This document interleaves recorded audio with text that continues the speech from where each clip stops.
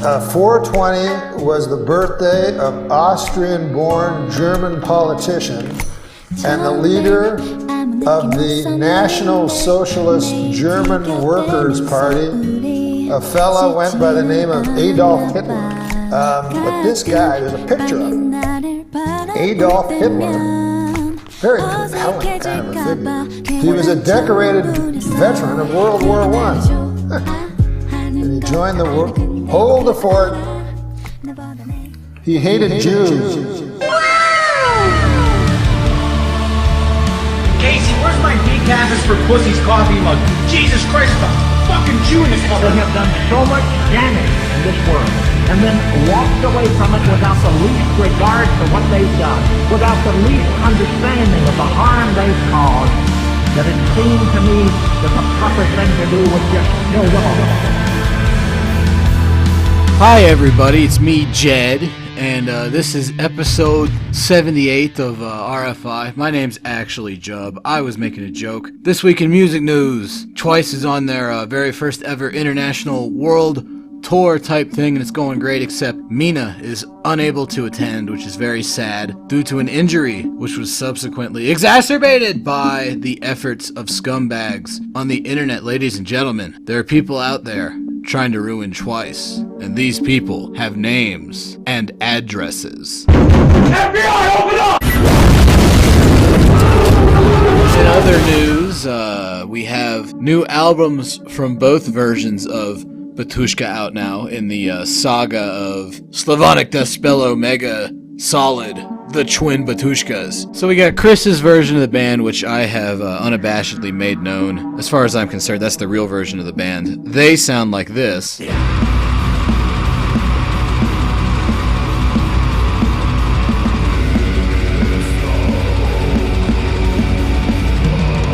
So obviously that's pretty good stuff. But then we have Bart's version of the band, the one that is actually signed to Metal Blade, and they have a slightly more avant-garde take on the black metal ethos, as it were.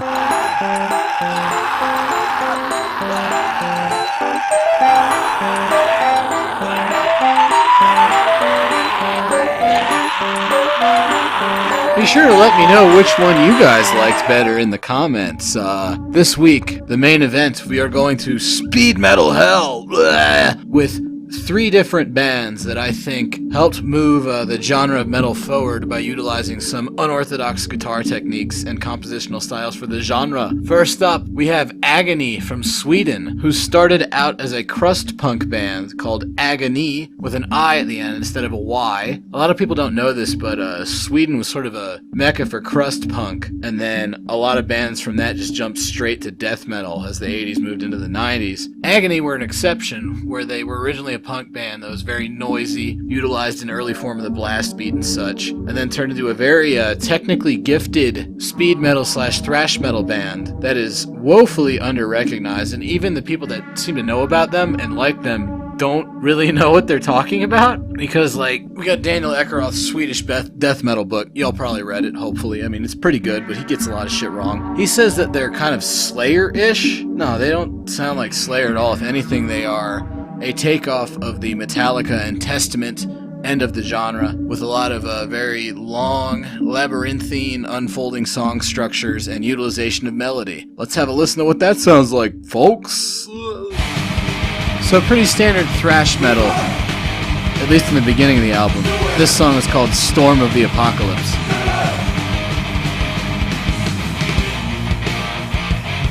But then we get this kind of weird bar chord stuff that I haven't really heard in too many other thrash metal bands. Oh, look at these shimmery kind of arpeggios. That's very cool. And so utilizing these larger chords lets them take their songs in slightly stranger directions than would normally be possible for a speed metal band. So in addition to those kind of odd bar chord passages, we also have a greater usage of arpeggios as a significant part of a riff, as opposed to just kind of being like part of a solo or something. So that's a good epic thrash metal riff. And then we get that kind of weird little descending melodic thing at the end there. And they even tie it in with a bit of a guitar lead right around now.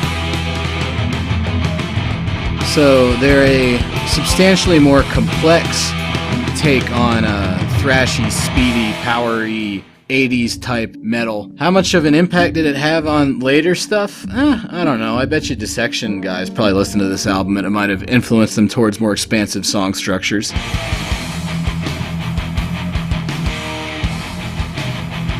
We can also use those little melodic parts to create a dark atmosphere in addition to a more epic one. Like, right then. Very cool stuff. This song is called Mass Manipulation, and I think that little guitar trick right there sounds very digital and creepy. Manipulating the media and such. So that part's cool, and then the album closes out with one of the greatest thrash metal riffs of all time in Deadly Legacy. Here it comes. Watch this part. Oh, it's so good.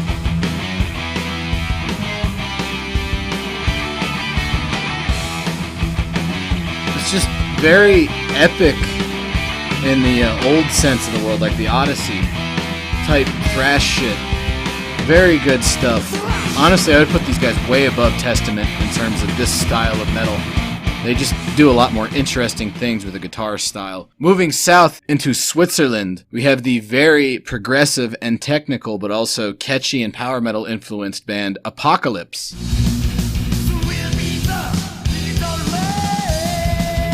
I'm gonna warn you guys right now, none of these three bands have terribly good vocals. Sorry about that, but you know, they're not terrible. You can get used to them. The main point is the guitar riffs. Like this very cool Slayer-inspired passage, and this one actually is Slayer, unlike the stuff in Agony. Interestingly enough, Metallica chose to take these guys out on tour when they were going through Central Europe in the mid-'80s. So they were aware of them and thought they were pretty cool. And I agree with them on that. That's about all I agree with Metallica on. Because Lars is a faggot.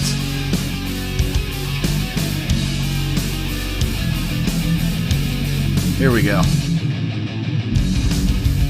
That's what I'm talking about. This part seems to be the style of very triplet heavy and complex thrash metal that went on to influence Argos Slent and Grand Belial's Keys' specific way of doing melodies. I bet you they were fans of this album. Very Violence-esque. I hope you like those triplet gallops. I know I do, and they are all fucking over this album. But in addition to the power metal stylings and the heavy focus on palm-muted triplets, we also get some very weird bar chord stuff happening eventually. This is total power metal riffs in the Germanic style of Halloween and such. A thing where you just kind of hit one chord and let it ring out and sing over it. But these guys are a weirdo progressive thrash band, so they're not going to hang out in that territory for too long. Some nice thrash metal gang shouts. Gotta have those. Yeah, the vocals are a little goofy, sorry. It's the 80s, I don't know what to tell you. But check this out. This actually reminds me quite a bit of stuff that Coroner would go on to do in the early 90s. This is a band from the same country doing that same sort of bizarre proto-black metal, progressive rock influenced bar chord type shit. And when did this album come out? Like 1988, 1989? Possible influence on that band? I don't know, but it's very cool. We're gonna move around a little bit, Central Europe more, get some Mandator. Oh my god, that sounded so gay. Mandator. Not a guy that dates mans. Mandator. They're giving down mandates. Don't make fun of me, please.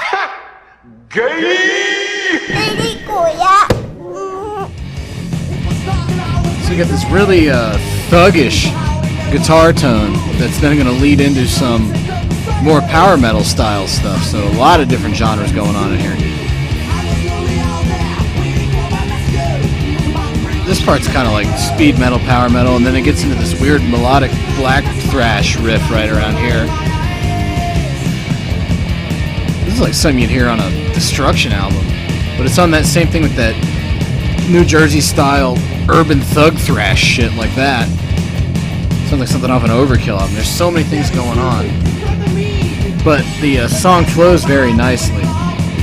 So So now normally you would think that, you know, okay, the verse riff is like this, and then the chorus riff is going to be that melodic part again, but you'd be wrong, because after going through this part a second time, the song completely changes shit around.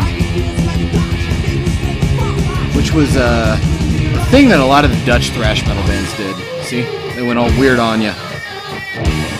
You could hear stuff like this in Jewel, in Defender, and in Mandator, who I think were the best at it. But all three of those bands are good, and very underrated. Also, this song has like 30 solos in it, I counted once. I hope you like that. I sure did. I mean, it's thrash metal solos. What are you, gay? Don't you like fucking Hangar 18, faggot? Thug thrash riff. Then we're into sort of like a power metal riff. With these vocals about to go crazy.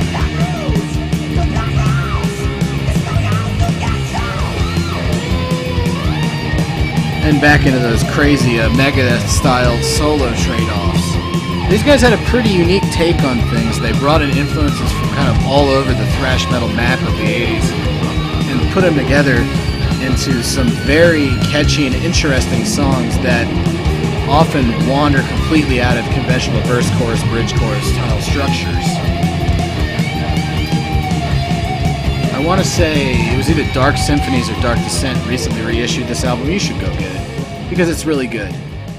So that was the beginning of the song Black Rose, which is probably my favorite song on this album. Later on, it goes into even more progressive and emotional territory.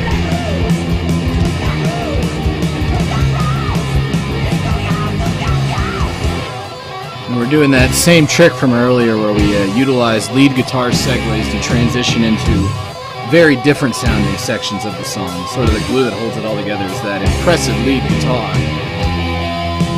Then we go into this kind of very epic acoustic section, which I personally am quite fond of.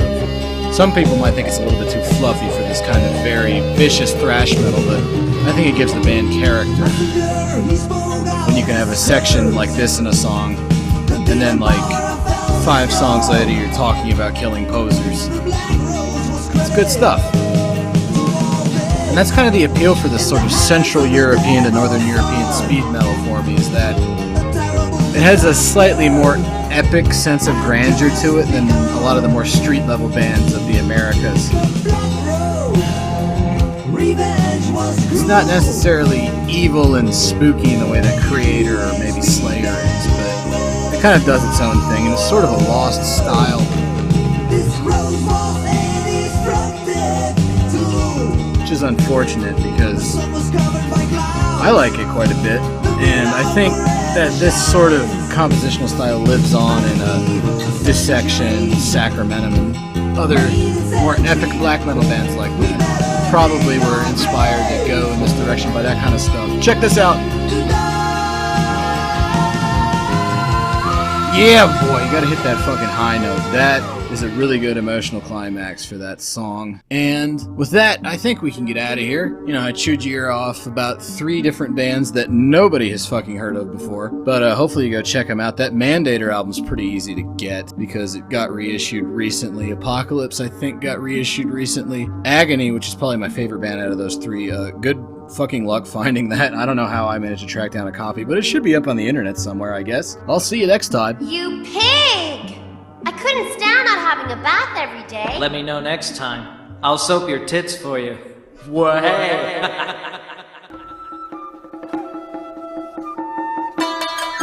하이! 하이! 하이! 하이! 오늘은요, 제가 월남쌈을 만들 건데요. 제일 먼저 이 딱딱한 라이스페이퍼를요, 말랑말랑 할 때까지 한 15초부터 20초 정도 기다리면요, 말랑말랑 하거든요. 망할 것 같아요. 된 것 같습니다. 좀 망할 것 같긴 하는데, 그럼 필이 있어요. 여기에다가 빠니 당근 카!